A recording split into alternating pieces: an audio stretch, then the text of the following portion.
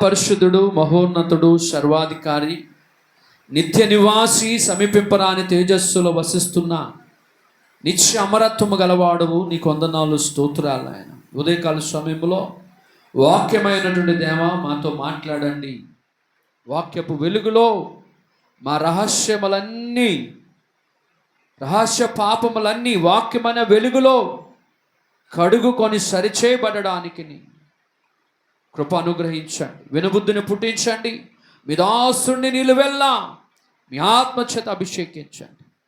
ఇగో నాయన, ఎంతమంది అయితే ప్రభు ఆన్లైన్లో చూస్తున్నారో వారి అయా గదులలో ప్రభు యేసునామము మారుమ్రోగి తండ్రి నాయన, గొప్ప విడుదల వెలుగు వారు గదులలో చూచుటకు కృపను దయచేయమని నజరేయుడును ప్రాణనాథుడైనటువంటి యేసుక్రీస్తు నామములో స్తుతించి ప్రార్థించి వేడుకుంటున్నాను పరమ తండ్రి, ఆమేన్. హల్లెలూయా. వాక్య భాగాన్ని జ్ఞాపకం చేసుకుందాం. రోమీయులకు రాసినటువంటి పుస్తకం 8వ అధ్యాయం. రోమీయులకు రాసిన పుస్తకం 8వ అధ్యాయము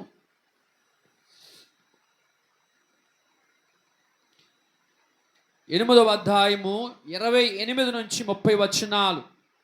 దేవుణ్ణి ప్రేమించు వారికి అనగా ఆయన సంకల్పం చొప్పున పిలువబడిన వారికి మేలు కలుగుటకై సమస్తమును సమకూడి జరుగుచున్నవని ఎరుగుదుము.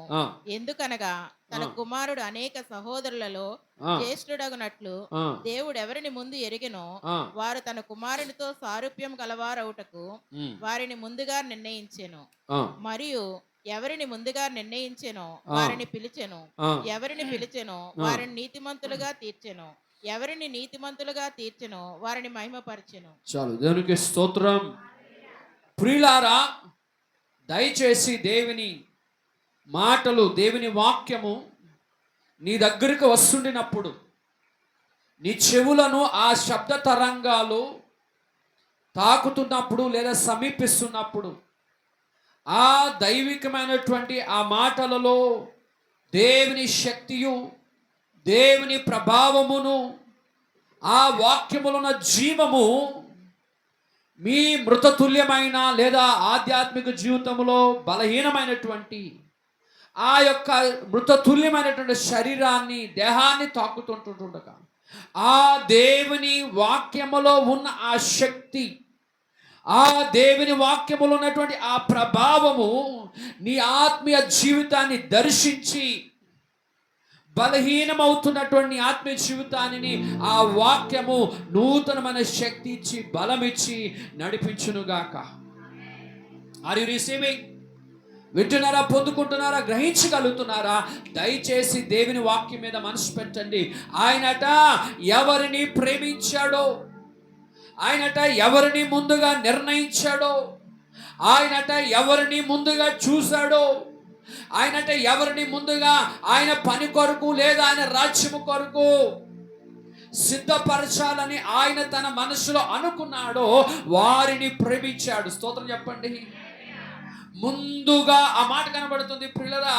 ఆయన ముందుగా యేసుక్రీస్తు ప్రభు అనబడుతున్న ఆయన కుమారునితో సారూప్యము గలవారగుటకు, సారూప్యతలోనికి, యేసుక్రీస్తు సారూప్యతలోనికి సంఘాన్ని తీసుకొని రావాలని. వింటున్నారా? యేసుక్రీస్తు యొక్క సారూప్యతలోనికి, యేసుక్రీస్తు యొక్క రూపములోనికి, యేసుక్రీస్తు ప్రభు యొక్క పోలికలోనికి, యేసుక్రీస్తు ప్రభుకున్న ఆ మంచి మనసులోనికి మనలందరినీ తీసుకొని రావాలనని మనలందరినీ ముందుగానే నిర్ణయించాడు. ముందుగా నిర్ణయించిన దేవునికి మహిమ కలుగును గాక. హల్లెలూయా చెప్పండి. ఎప్పుడు వచ్చిన మందిరంలో ఉండండి. వచ్చిన తర్వాత ఈసారి దానికి తాళం వేస్తాం మందిరంకి వచ్చిన తర్వాత. ఎందుకని? మీరు మందిరానికి వస్తారు కానీ పాపం మళ్ళీ మీ మనసు ఏటో ఇంటికి వెళ్ళిపోతూ ఉంటుంటుంది. మళ్ళీ మధ్యలో అది వెళ్ళొస్తుంటుంది. ఎలాగెళ్తుందో ఎలాగొస్తుందో తెలీదు. దేవుని వాక్యం మీద శ్రద్ధ నిలిపిన వారుమై, దేవుని వాక్యం మీద శ్రద్ధ నిలిపిన వారుమై జాగ్రత్తగా వినండి. ముందుగా నీవు తల్లి గర్భములో పిండముగా రూపింపబడక మునిపే. చూడండి, కీర్తనల భాగము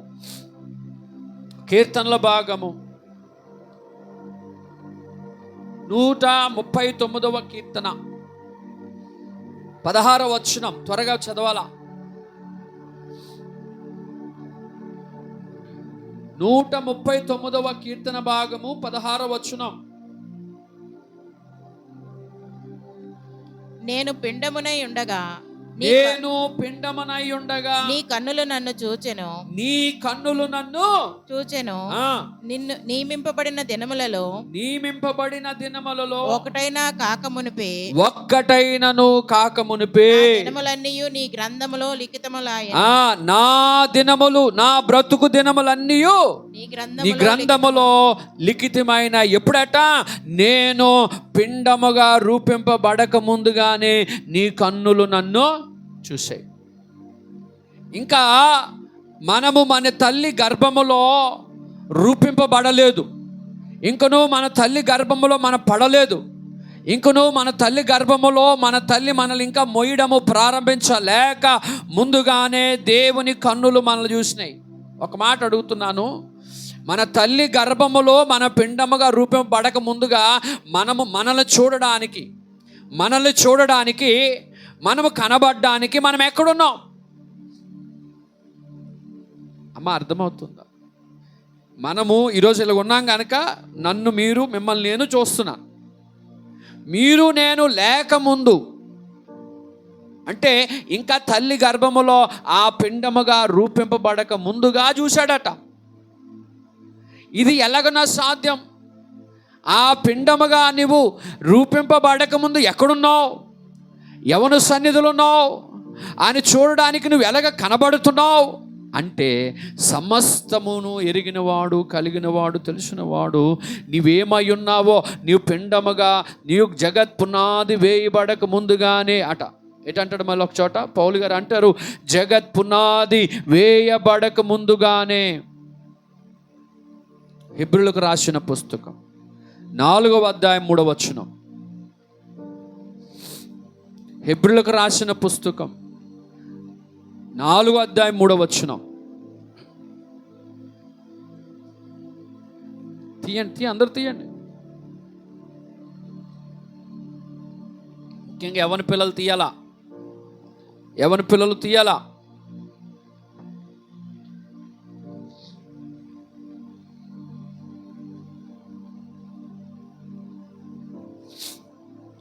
అమ్మ బాబోయ్, చదువు. జగత్ పునాది వేయబడినప్పుడే, జగత్ పునాది వేయబడినప్పుడు, స్తోత్రం చెప్పండి. ఎప్పుడట?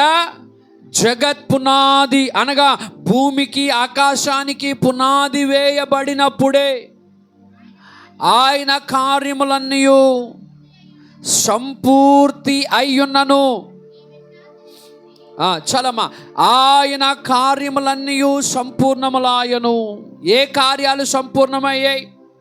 జగత్ పునాది అనగా భూమి ఆకాశము పునాది వేయబడిన ఆ దినమే ఆయన కార్యములన్నీ సంపూర్ణములాయను. ఏ కార్యాలు అంటే రక్షణ కార్యము, రక్షణ ప్రణాళిక. యేసు క్రీస్తు ప్రభువారు భూమి మీదకి వచ్చిన తరువాత సర్వ మానవాళి కొరకు కల్వరి శిలువలో ప్రాణము పెట్టుట, ఆయన మరణము కొరకు, ఆయన జీవము కొరకు, ఆయన యొక్క పునరుత్థానము కొరకు ఈ కార్యములన్నీ జగత్ పునాది వేయబడినప్పుడే ఆయన కార్యములన్నీ సంపూర్ణములాయను.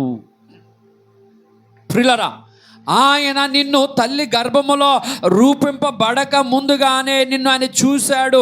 నువ్వేమవుతావో, నువ్వు ఎలాగుంటావో, నీ ముగింపు దినాలు ఆయన గ్రంథములో దినములు లిఖింపబడక ముందుగానే అని అంటాడు.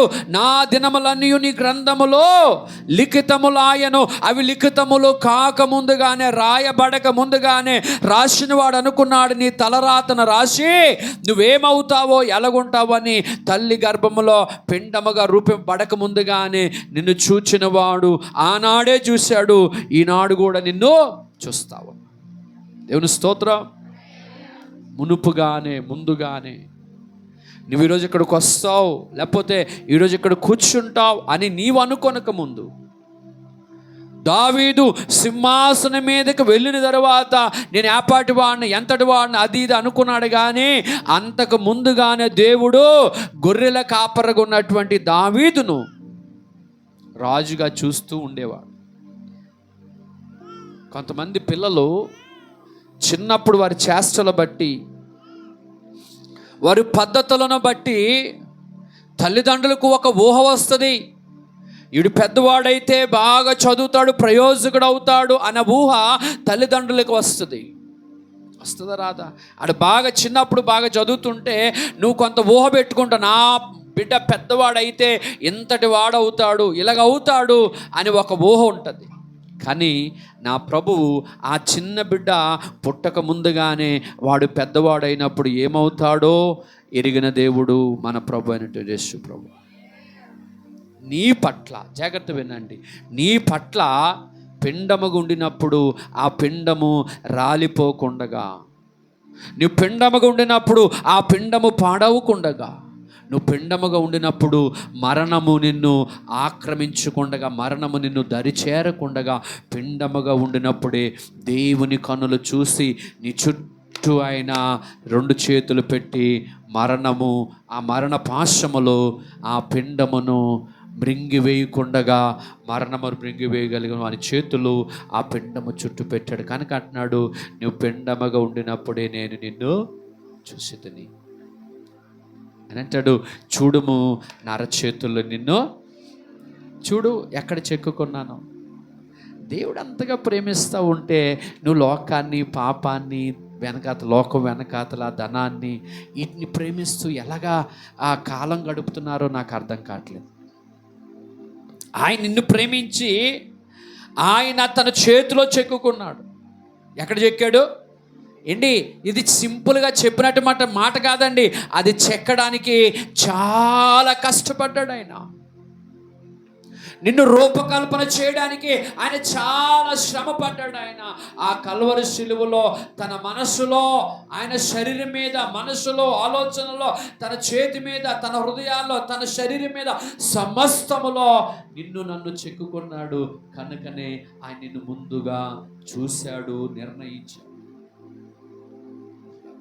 ఆయన ప్రేమ, ఆయన యొక్క అమరత్వము, ఆయన యొక్క మనస్సు అర్థమైతే ఆయన పాదాల దగ్గర నుంచి వెళ్ళిపోవాలనిపించదు, మనకి పారిపోవాలనిపించదు, విడవాలనిపించదు. ఆయన అంతగా మనల్ని ప్రేమిస్తూ ఉన్నాడు. ఆయన ప్రేమ లోకము చూపే ప్రేమ. ఈ లోకపు ప్రేమలో స్వార్థం ఉంటుంది, ఈ లోకపు ప్రేమలో పాపం ఉంటుంది, ఈ లోకపు ప్రేమలో కల్మషం ఉంటుంది, ఈ లోకపు ప్రేమలో గుర్తింపు కావాలి ఉంటుంది. కానీ ఆయన ఏది ఆశించకుండగా, ప్రతిఫలాన్ని ఆశించకుండగా, తిరిగి నీ దగ్గర నుంచి ఏదో ఒకటి ఆశించకుండగా నిన్ను నన్ను ప్రేమించిన ప్రేమ ఆయన ముందుగా ఆయన చూసుకొని తల్లి గర్భములో పిండముగా పడవేసుకొని తర్వాత నిన్ను ఒక యవనస్తురాలుగా, ఒక యవనుడుగా నిన్ను తయారు చేసి లోకం ఎదుట నిన్ను మంచి వ్యక్తిగా నిలబెట్టాలని ఆశపడుతున్న ప్రేమ. ఆయన ఏదో పొందాలని కాదండి.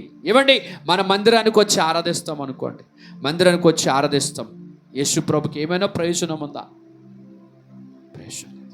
మనం అనుకుంటాం మనమేదో మందిరానికి వెళ్ళి ఆరాధించకపోతే యేసుబాబుకి ఏదో నష్టం అనుకుంటాం. ప్రియులారా, కాదండి, చివరికి నష్టపోయేది మనమే. ప్రియులారా, ఫస్ట్ విషయము, ఆయన ఎవరిని ప్రేమించాడో వారిని ముందుగా చూశాడు. ఎక్కడ ముందుగా చూశాడంటే తల్లి గర్భములో పిండముగా రూపింపబడక ముందు. ఎప్పుడు? నువ్వు ఆడబిడ్డగానో మగబిడ్డగానో గర్భములో పడలే. అప్పుడు దేవుని యొక్క హృదయములో నువ్వు దాచబడి ఉన్నావు. హృదయములో ఉన్న నిన్ను తీసి ఆయన నీ తల్లి గర్భములో పిండముగా పడవేశాడు. అప్పుడు మనము మాంసాన్ని, శరీరాన్ని దాల్చి ఈరోజు భూమి మీద కదులుతూ ఉన్నాం. పిల్లలు, ఆ పిండముగా ఉన్న నీవు బ్రతుకు అని శాసించాడు. ఆ పిండముగా ఉన్న నిన్ను బ్రతుకొని శాసించి నీలో తన శ్వాసని ఊదాడు, ఊపిరిని ఊదాడు.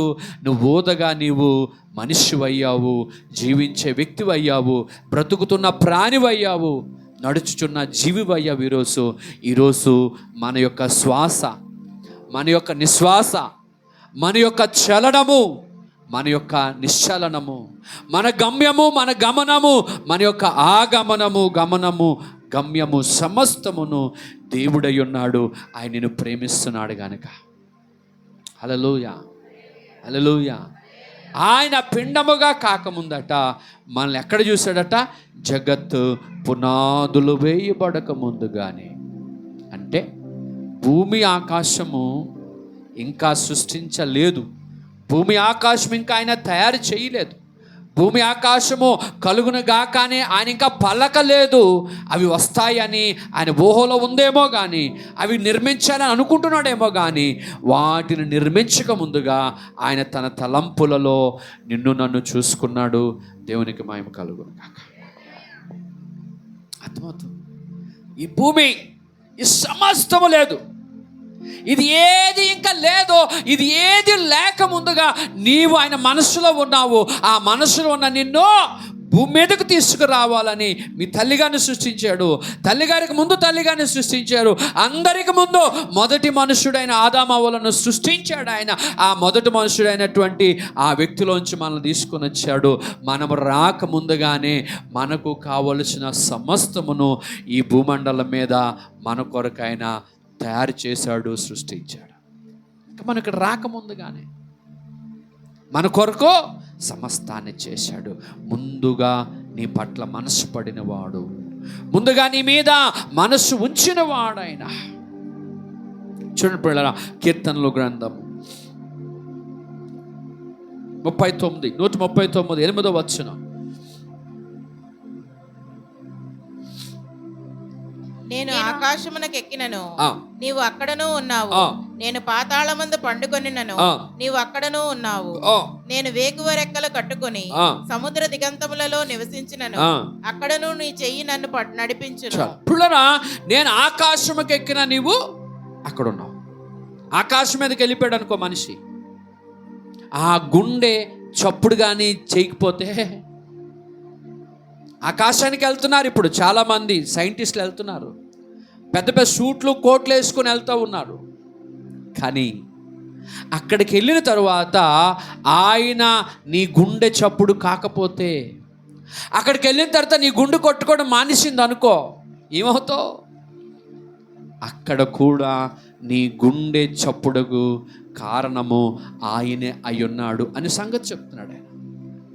ఆకాశానికి ఎక్కి వెళ్ళిన, ఆకాశానికి మనిషి ఎక్కెళ్తాడని ఏంటి? ఈ కీర్తన రాసిన వ్యక్తి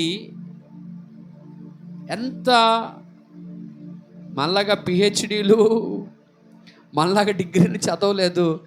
ఈ కీర్తన రాసిన వ్యక్తి గొర్రెల వెనక వెళ్ళిపోతున్నాడు. ఆయనకి ఎలాగొచ్చింది ఆ తలంపు? మనిషి ఆకాశానికి ఎక్కువ వెళ్ళిపోతే, మనిషి పాతాళలోకమంత లోతుకి వెళ్ళిపోతే, మనిషి సముద్ర అగాధములోకి వెళ్ళిపోతే అక్కడ కూడా ఆయన ఉంటాడు. మనిషి అట, నేను ఆకాశమునకు ఎక్కినను, నీవు అక్కడ ఉన్నావు. నేను పాతాళమందు పండుకొనెను, నీవు అక్కడ ఉన్నావు. ఎందుకున్నాడు ఆయన అక్కడ? ఎందుకున్నాడు ఆకాశానికి ఎక్కి వెళ్తే? ఆ మధ్యకాలంలో నాసా వాళ్ళు ఆ యొక్క మొట్టమొదటిసారి చంద్రమండలం మీదకి వెళ్ళారట. చంద్రమండలం మీదకి వెళ్ళిన తర్వాత ఫస్ట్ టైం ఆ వ్యక్తులు భూమి మీదకి వచ్చారు. భూమి మీదకి వచ్చిన తర్వాత చాలామంది వెళ్ళి, ఈ మీడియా వాళ్ళు, అంటే ఈ టీవీలు, వార్తాపత్రికలు వాళ్ళు వెళ్ళి, సార్ మీరెంత గొప్పటోళ్ళండి, మీరెంత జ్ఞానవంతులండి, ఈ భూమి మీద నుంచి ఆ యొక్క చంద్రమండలం మీదకి వెళ్ళొచ్చారండి, ఎంత గొప్పటోళ్ళండి, ఎంత గొప్పోళ్ళండి, ప్రపంచము నిరాజనం పలుకుతూ ఉంది, ప్రపంచం చప్పలు కొడుతుంది వారికి. ఓ ఎంత గొప్పవాళ్ళు, ఎంతటి సాధించారు, ఈ భూమి మీద నుంచి చంద్రమండలం మీదకి వెళ్ళారు అని చెప్పి అందరూ చప్పలు కొడుతూ ఉన్నారు. అందులో ఒక వ్యక్తి మైక్ తీసుకున్నాడు.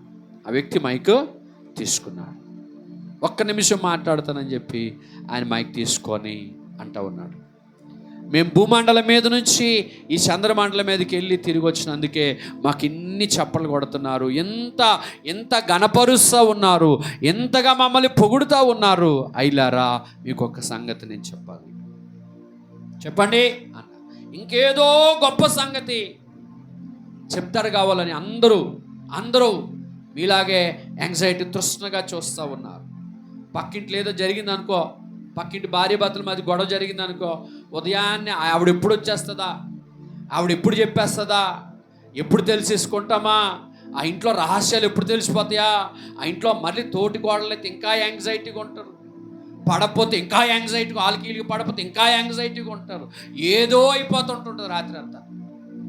అర్థమవుతుందా? వీళ్ళు కూడా అలాగే చూస్తూ ఉన్నారు. ఆ వ్యక్తి అంటే మైక్ తీసుకోవాలి, మేము భూమి మీద నుంచి చంద్రమండలం మీదకి వెళ్ళాము, అక్కడ ఇలా ఉంది, అక్కడ అలా ఉంది అని చెప్తా ఉన్నాడు. చెప్పి ఒక మాట చెప్పాడు.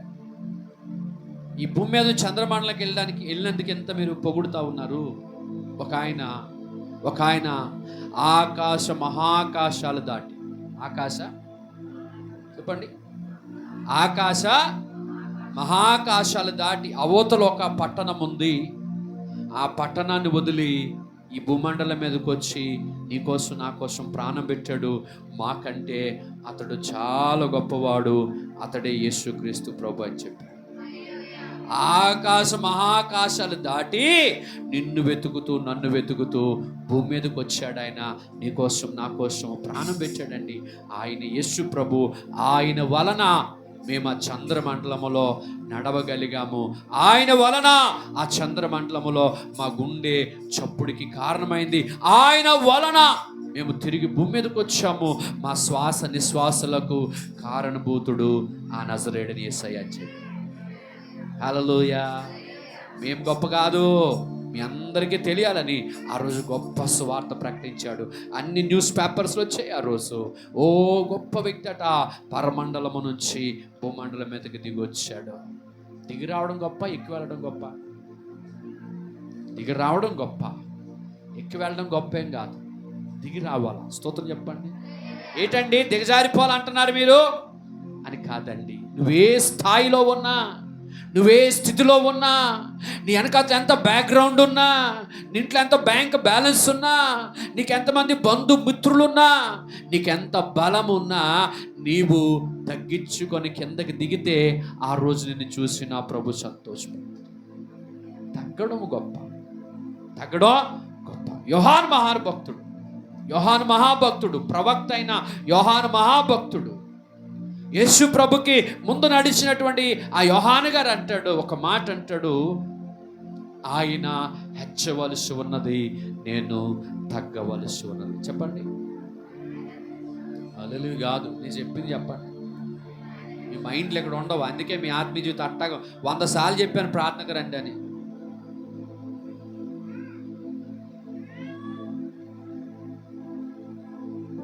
ఇలా వస్తుంది వినేస్తావు.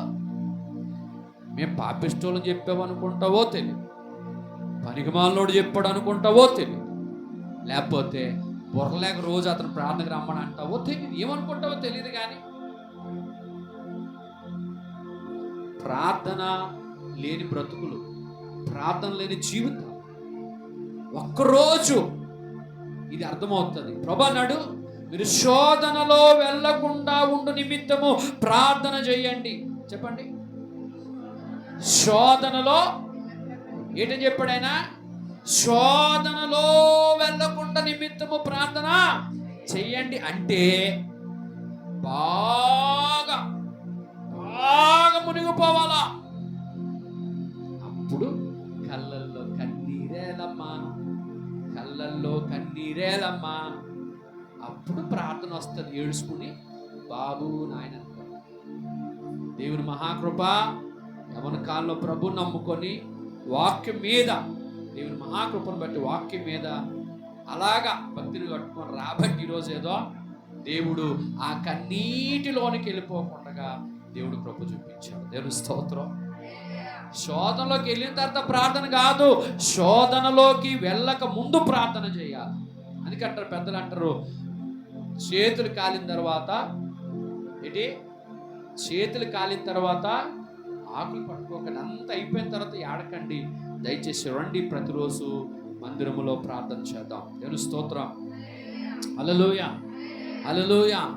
ప్రియులారా, ఆయన ఆకాశ మండలం మీదకి వెళ్ళాడు. కానీ మహాకాశాలు దాటి అవతల ఉన్నటువంటి ఒక పట్టణం ఉంది. ఆ పట్టణాన్ని విడిచి, ఆయన స్థాయిని విడిచి, ఆయన స్థితిని విడిచి, ఆయన ఎవరో దాన్ని మరిచి భూమి మీదకి వచ్చి శిష్యులు పాదాలు కడిగినంతగా ఆయన తను తాను తగ్గించుకున్నాడు. ఆయన అంటాడు, ఆయన యేసుక్రీస్తు ప్రభు తన్ను తాను తగ్గించుకున్న రీతిని బట్టి తండ్రి అయిన దేవుడట ఆయనను జ్ఞాపకం చేసుకొని మరణ సంఖ్యల నుంచి అతను విడిపించను. అతను తగ్గించుకున్నవాడు ఆయన కనుక మనం వెనకాతలు ఏముంది, ముందు ఏముంది అని ఆలోచించుకొని మనుషులతో మనం ప్రవర్తిస్తూ ఉంటాం. మరలా చెప్తున్నాను, మనకుండే దానిని బట్టి మనము స్థాయిని మెయింటైన్ చేస్తాము. మనకుండే స్థాయిని బట్టి, మనకుండే ఆ ఇల్లు వాకలు బట్టి, డబ్బులు బట్టి, బంగారాన్ని బట్టి, వీటన్నిటిని బట్టి మనము విధానాన్ని సెట్ చేసుకొని మనుషులతో ప్రవర్తిస్తుంటాం. నేనేడే ఆమె దగ్గరికి వెళ్ళాలా, నేనంటే ఆ దగ్గరికి వెళ్ళి తగ్గించుకో. ప్లీజ్, నీవు యేసు ప్రభు రక్తం దగ్గరికి వస్తున్నావు, యేసు ప్రభు శరీరం దగ్గరికి వస్తున్నావు, యేసు ప్రభు రక్తము శరీరాన్ని పానము చేస్తున్న నీవు క్రీస్తుతో స్వారూప్యత గలవారు అగుటకై అన్నట్టు ఆయన రోమపత్రికలో, ఇదిగో క్రీస్తు యేసుతో స్వారూప్యము గలవారు అగుటకై దీన్ని చేయాలి. ఏ రూపము చూడండి, 8:28 చదవండి. ఆ మాట పట్టుకోండి. అక్కడ 3 విషయాలు ఉన్నాయి. నేను 3 విషయాలు మాట్లాడుతూ ఉన్నాను. దేవుని ప్రేమించు వారికి అనగా ఆయన సంకల్పము చొప్పున పిలువబడిన వారికి మేలు కలుగుటకై సమస్తమును సమకూడి జరుగుచున్నవని ఎరుగుదము. ఎందుకనగా తన కుమారుడు అనేక సహోదరులలో జ్యేష్ఠుడగినట్లు దేవుడెవరిని ముందుగా ఎరిగెనో వారు తన కుమారునితో సారూప్యం గలవారవుటకు వారిని ముందుగా నిర్ణయించారు. కుమారునితో సారూప్యము గలవారు, సమరూపము గలవారు, సమానమైన పోలిక గలవారు, సమానమైన మనస్తత్వము గలవారు, సమానమైన నడక గలవారు, యేసుక్రీస్తు ప్రభు యొక్క ఆలోచనతో సమానమైన ఆలోచన గలవారు అగుటకు దేవుడు మనల్ని పిలిచాడు. స్తోత్రం చెప్పండి. ఎందుకు ప్రభు మనల్ని పిలిచాడు? క్రీస్తు యేసుతో సారూప్యము గలవారు మగుటకు. ఏ రూపము? సారూపము అంటే సమానమైన రూపము. స్వరూపం వేరు. హలో, స్వరూపం అన్నాడా, సారూపం అన్నాడా? స్వరూపం అంటే సొంత రూపము. యేసుక్రీస్తు స్వరూపం అంటే ఆయన రూపాన్ని ధరించుకొనుట. కానీ సారూప్యము అంటే సమానమైన రూపము. స్తోత్రం చెప్పండి. అంటే నువ్వు నడిచినా, నువ్వు మాట్లాడినా, నువ్వు కూర్చుండినా, నువ్వు పాట పాడినా, నువ్వు ఎవరితోనైనా సంభాషణ చేసినా క్రీస్తు యేసుకి సారూప్యము గలదానివుగా, సమానమైన దానిలో అనగా వాక్యానికి సమానమైన రీతిలో వాక్యాన్ని పోలి వాక్యము వలె, వాక్యమును బట్టి, వాక్యమును ధ్యానిస్తూ ఆ వాక్యం ఉంటే అలా మాట్లాడు. వాక్యాన్ని బట్టి నువ్వు నడుస్తూ ఉంటే ఆ వాక్యము నీకు సారూప్యత గలదానిగా అనగా సమానమైన రూపం గలదానిగా తీసుకెళ్ళి నిన్నప్పుడు క్రీస్తు యేసు స్వారూప్యతలోనికి నడిపించి ఆయన పోలిక నీలో అప్పుడు కనబడుతుంది. అది కనబడవలననే ఈరోజు మనము ప్రభు బాలని సమీపిస్తున్నాం. హల్లెలూయా, హల్లెలూయా. నీలో క్రీస్తు స్వారూప్యత కనబడాలి. క్రీస్తు స్వారూప్యత నీలో కనబడాలంటే పౌలు అంటాడు, నేను జీవించుచున్నవాడును, జీవించుచున్నవాడు నేను కాదు, నాలో క్రీస్తు యేసే జీవిస్తున్నాడు, నాలో ప్రభు జీవిస్తున్నాడు, నాలో ప్రభు ఉన్నాడు, నేను ఆయన ఏకమై ఉన్నామంటాడు. నేను స్తోత్రం చెప్పండి. బిడ్డరా, ఇంటికి వెళ్ళి ఇప్పుడు ఏం చేస్తారు? బైబిల్ పక్కన ఇసేయండి, ఫోన్ పట్టుకోండి, లేదా టీవీ పట్టుకోండి, ఏ గరిటో చీపురో పట్టుకోండి. పక్కకి వెళ్తే పక్కకి బైబిల్ పోతుంది. మన పని ఇంక అంతే. వారం తర్వాత ఎక్కడ కొంతమంది ఆ బీరువా పైన ఎత్తుకుతారు, కొంతమంది ఆ దుప్పటి కింద ఎత్తుకుతారు, బొంత కింద ఎత్తుకుతారు. బైబిల్ ఒక మాట ఉంటుంది, నాకు చాలా నచ్చిన మాట. చూడమ్మా, జఫన్యా గ్రంథం 2వ అధ్యాయం 1వ వచనం అనుకుంటాను. తీయాలి త్వరగా, ఎవరి పిల్ల తీయండి, తీ బైబిల్ మాట్లాడి కింద దోషం. సిగ్గుమాలిన జనులారా, ఎవలక్క? సిగ్గుమాలిన జనులారా. ఎవరు చెల్లి? పిన్ని. చెప్పక్క, పిల్లి, చెల్లి, చెల్లి, పిల్లి, బల్లి. జఫానీ గ్రంథం 2 మొదటి వచనం. సిగ్గుమాలిన జనులారా, కూడి రండి. ఏటట? పొట్టి గాలికి ఎగిరినట్లు, పొట్టు గాలికి ఎగిరిపోయినట్లుగా సమయము గతించిపోవచ్చున్నది. ఏ జనులు? ఏ జనులు? నేను అన్నాను అనుకో నిన్ను, సిగ్గుందని. నీవు నా మీద వేసి నన్ను వేయకుండా వేస్తావు, అన్న మాట అనకుండా అంటావు, తిట్టకుండా తిడతావు, చెప్పిన వాళ్ళతో చెప్పకుండా మరి చెప్తావు. నిన్ను అడగపోయినా నువ్వే ఆడి దగ్గరికి వెళ్ళి మరీ చెప్తావు, నన్ను సిగ్గుమాలిందా అన్నాడు పాస్టర్ గారు. నేనేమనట్లా. ఎవరు టైం వేస్ట్ చేసుకొని, ఎవరు కాలయాపన చేసుకొని, ఎవరు యేసు ప్రభు పాదాల దగ్గర ఉండకుండా లోకం అనే పోకడలో ప్రయాణం చేస్తూ ఉన్నారో, లోక ఆశల్లో వెళ్తున్నారో, లోకం అనే సముద్రంలో కొట్టుకొని పోతూ సౌఖ్యం అనేటువంటి ఆ మంచు మీద పవలిస్తూ కాలయాపన చేస్తూ సమయాన్ని పోనిచ్చుకుంటున్నారో వారి కొరకు దైవవాక్యం మాట్లాడుతుంది. సిగ్గుమాలిన జనులారా, పుట్టు గాలికి ఎలాగ ఎగిసిపోతా ఉందో అలాగ టైం వేస్ట్ అయిపోతా ఉంది. సమయం పాడు చేసుకోకండి. కొత్త నిబంధన అంటాడు ఆయన, సమయమును పోనీయక సద్వినియోగము చేసుకొనుచు జ్ఞానుల వలె. ఎవరిలాగట? జ్ఞానవంతులు ఇల్లు కడతాదండి. అంటే పునాది ఇల్లు కాదు, ఆ ఇల్లు ఉంటుందో పోతుందో తెలియదు. నీ భక్తి అనేటువంటి ఆ ఇల్లు, ప్రార్థన అనే ఇల్లు, విశ్వాసం అనే ఇల్లు, విశ్వాసం అనే గృహాన్ని జ్ఞానవంతురాలు కడతారు. ఆ జ్ఞానవంతురాలు సమయాన్ని పోనీయదు.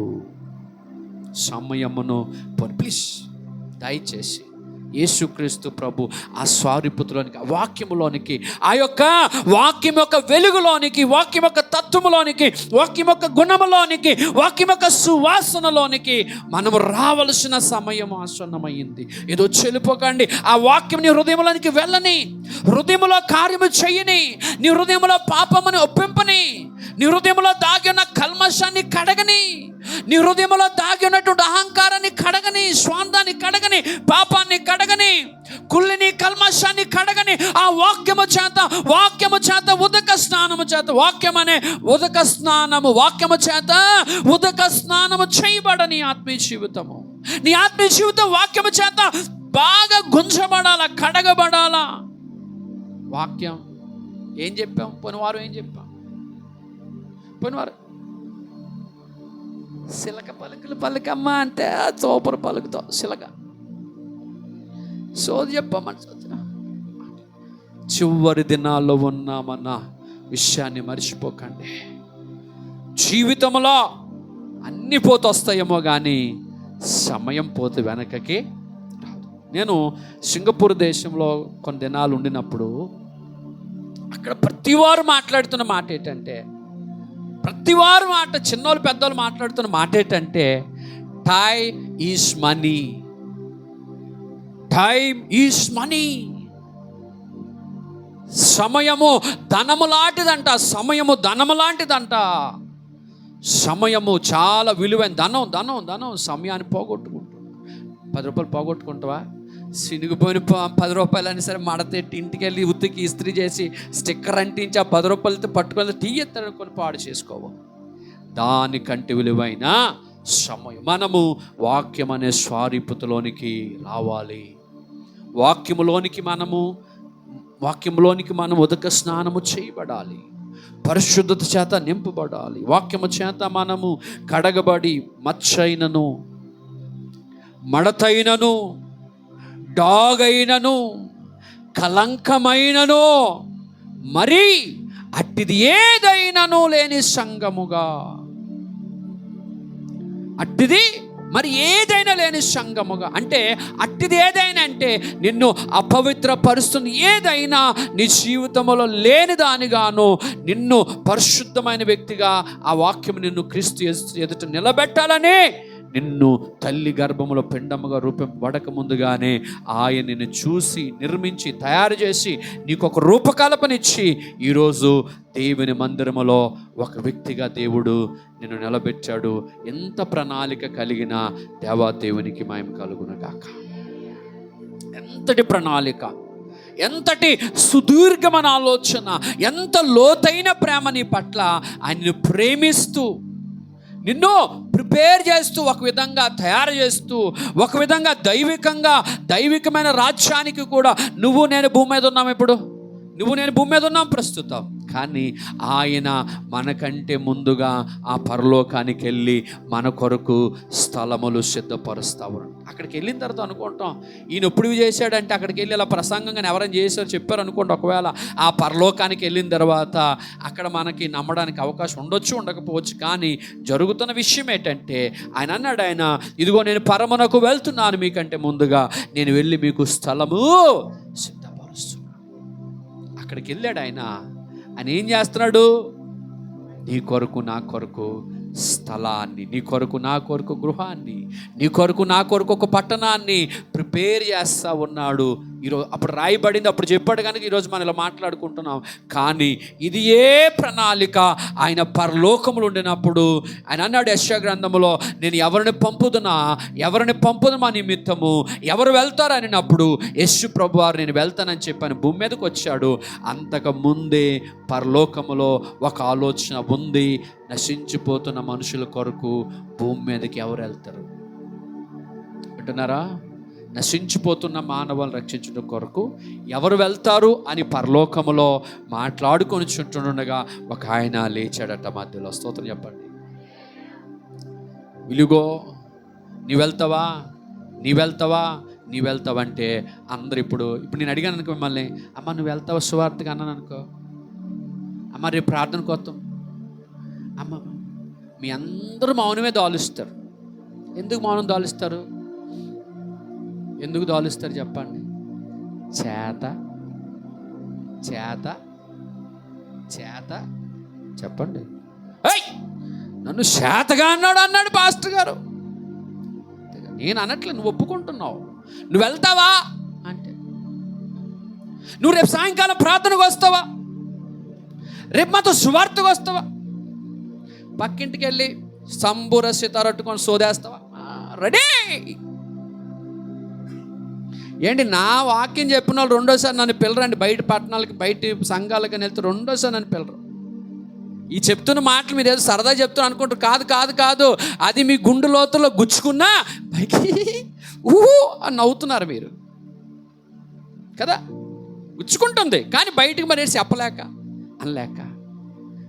దేవుని సన్నిధిలో వాక్యము పరలోకములో ప్రశ్నగా నిల్చుండినప్పుడు, ఆ పరలోకంలో వేవేల దేవదూతల మధ్యలో తండ్రి అనే దేవుడు లేచి ఒక మాట అడుగుతున్నాడు, మా నిమిత్తము భూమి మీదకి ఎవరు వెళ్తారు? చెప్పు. ఆ కెరూబులు షెరూబులు ఆ దేవదూతల మధ్యలో ఆయన నిలబడి ఎవరు వెళ్తారు మా నిమిత్తం అంటే, విషయం తెలియకపోతే ప్రతి వాళ్ళు రెడీ అయిపోదురు. అక్కడ విషయం కానీ చెప్పకపోతే అందరు వెళ్ళిపోతారు, అందరు రెడీ. అమ్మా ఊరు వస్తారు అన్నాను అనుకో, అమ్మా పిక్నిక్ వస్తారు అన్నాను అనుకో, అమ్మా బీచ్కి వస్తారు అన్నాను అనుకో, అమ్మా అరికెళ్దాం అన్నాను అనుకో, టింగి రంగా అనుకొని 5 గంటలు ఎగల్సిన 3 గంటలు వేసిపోయి రెడీ అయిపోతారు. అదే అమ్మ స్వార్థకి వెళ్దాం అంటే ఊసురోమని. ఒక అమ్మ చర్చ్ ఓపెనింగ్కి అలా అక్కడ బయట బస్సు ఎట్టి మేము అందరం నిల్చున్నాం. 7 గంటలు బయలుదేరదాం అనుకున్నాం. ఆ అమ్మ పెళ్ళినాడకి ఎలా నడు, ఇంకా పెళ్ళి అయిపోయి 20 ఏళ్ళు అయిపోయినా 30 ఏళ్ళు అయిపోయినా అదే పెళ్ళినాడక. ఆ పెళ్ళినాడక నడుచుకుని వచ్చింది 11 గంటలకి. 7 గంటలు అనుకుంటే 11 గంటలు. ఎక్కడి నుంచి ఎంత దూరం వచ్చింది అనుకున్నావు? ఎక్కడి నుంచి చూస్తే కనబడుతుంది ఇల్లు. అంటే ఎంత ధీమా, ఎంత నిర్లక్ష్యం దేవుని పని అంటే. జాగ్రత్తగా రండి, పాయింట్ దగ్గరికి వస్తున్నాను. పరలోకులు ఆయన అన్నాడు, మా నిమిత్తం ఎవరో వెళ్తారు. అక్కడికి వెళ్ళి ఏం చేయాలా అని అడిగారు. అక్కడికి వెళ్ళి ఏం అవసరం లేదు, అక్కడ కొరడ దెబ్బలు కొడతారు. వెళ్దామని అందరూ రెడీ అయ్యారు. ఫస్ట్ మేము వెళ్తాం అన్నారు. అయితే ఎందుకు వెళ్ళాలి? మిషన్ చెప్పాలి కదా, ఎందుకు వెళ్ళాలో చెప్తున్నాడు ఆయన. అక్కడికి వెళ్తే ప్రజలు ఉమ్ము వేస్తారు, ప్రజలు హేళన చేస్తారు, ప్రజలు కొడలతో కొడతారు, ప్రజలు నిన్ను తోలనాడుతారు, ప్రజలు నిన్ను అసహించుకుంటారు. వెళ్తావా అంటే అప్పుడు దాకా వెళ్తామన్న మగవాళ్ళు అందరూ కూడా స్టోరీ చెప్పకముందు విషయం చెప్పకముందు అందరూ రెడీ అయిపోయారు. విషయం చెప్పినాక చేతులు ఒకటే. రేపు ఎంతమంది వస్తారు మీలో ప్రార్థనకి? ఈటింగ్ షుగర్ నో పాప, టెల్లింగ్ లైస్ నో పాప, ఆహాహాహా ఆహాహా ఆహాహా ఆహాహా.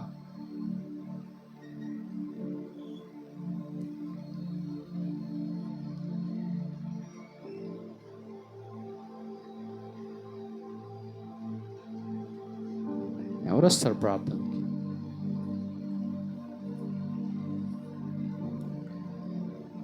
పరలోకంలో కూడా మా నిమిత్తము ఎవరు వెళ్తారు? అక్కడ శిలువ మరణం ఉంటుంది.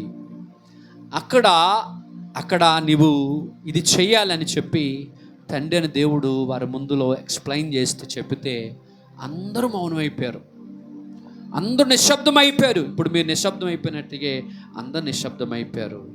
అంతటి నిశ్శబ్దం మధ్యలో నుంచి ఒక శబ్దము పైకి వస్తుంది. ఒక చిన్న చెయ్య పైకి లెగుస్తూ ఉంది. ఒక సుందరమైన మోము కలిగిన వ్యక్తి నిల్చుంటున్నాడు.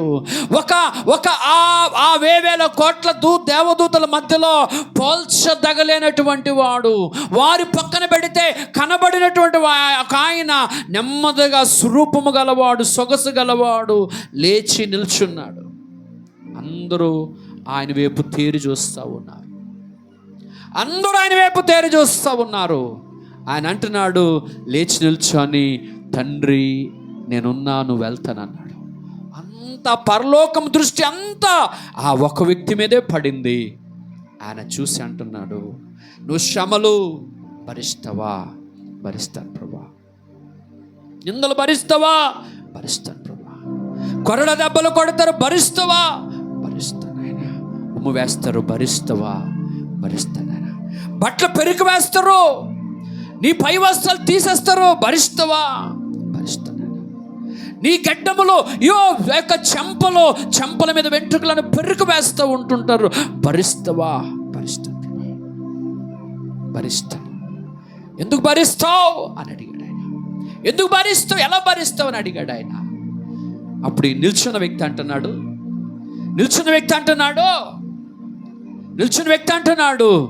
అదిగో నాయనా, చెట్టు చివరన సృష్టి చివరి భాగంలో దగదగ మండుతున్న అగ్ని గుండం ఉంది కదా, ఆ అగ్ని గుండములో ఈ మనుషులు వెళ్ళకూడదు కనుక వారి నిమిత్తము నేను ఈ శ్రమలు భరించి వారిని అక్కడ నుంచి, ఆ భూమండలం మీద నుంచి ఆ పరలోకానికి రావడానికి నేను నా వీపును, నా శరీరాన్ని, నన్ను నేనుగా నిల్చుంటాను ప్రభా. నా వీపు మీద నుంచి ఆ మనుషులు పరలోకానికి రావడానికి నేను రథసారథనై వంతెనై నిల్చుంటాను. నేను వెళ్తాను ప్రభా.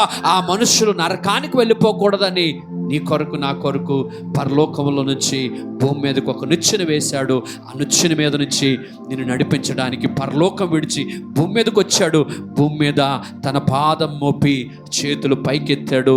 ఆ చేతులు పరలోకాన్ని తాకుతున్నాయి, ఆ పాదాలు భూమండలం మీద ఉన్నాయి. కనుక భూమి ఆయన పాదపీఠము, మహాకాశమైన సింహాసనము.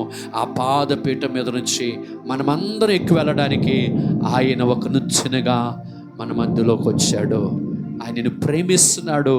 ఆ ప్రేమ, ఆ డిస్కషన్, ఆ యొక్క తతంగం అంతా కూడా భూమి నిర్మాణము కాకముందు పరలోకములో జరిగింది.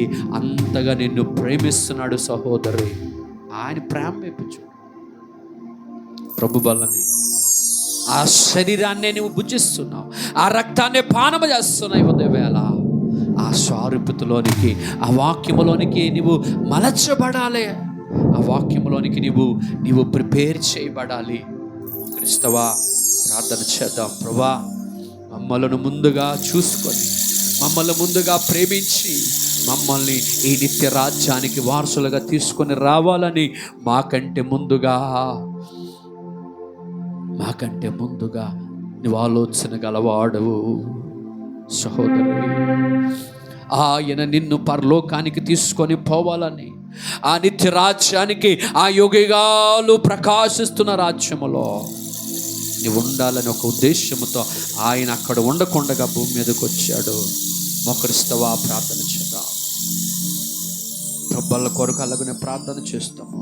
మహాపరిశుద్ధుడు, మహోన్నతుడు, సర్వాధికారి, ఇదిగో నాయన, ఈ ఉదయకాల సమయంలో మా కొరకు ముందుగా సమస్తమును చేసినవాడు, జగత్పునాది వేయబడక ముందే మమ్మల్ని ఆలోచించిన వాడు, మేము పిండముగా రూపబడక ముందుగానే మమ్మల్ని చూచిన వాడవు, మా దినములలో ఒకటిని భూమి మీద యాత్ర ప్రారంభించక ముందుగానే మా బ్రతుకు దినములన్నీ తండ్రి నాయనా నువ్వు గ్రంథములో లిఖించినావు. మమ్మల్ని మీ బిడ్డ అయినటువంటి యేసుక్రీస్తు స్వరూపతలోనికి తీసుకురావాలని, ఆయనకు స్వరూపమైన సొగసైనను లేని వానిగా చేసావు. ఆ స్వరూపాన్ని మాకు ఇవ్వడం కొరకు నాయన ఈ ఉదయవేళ వాక్యము అందరి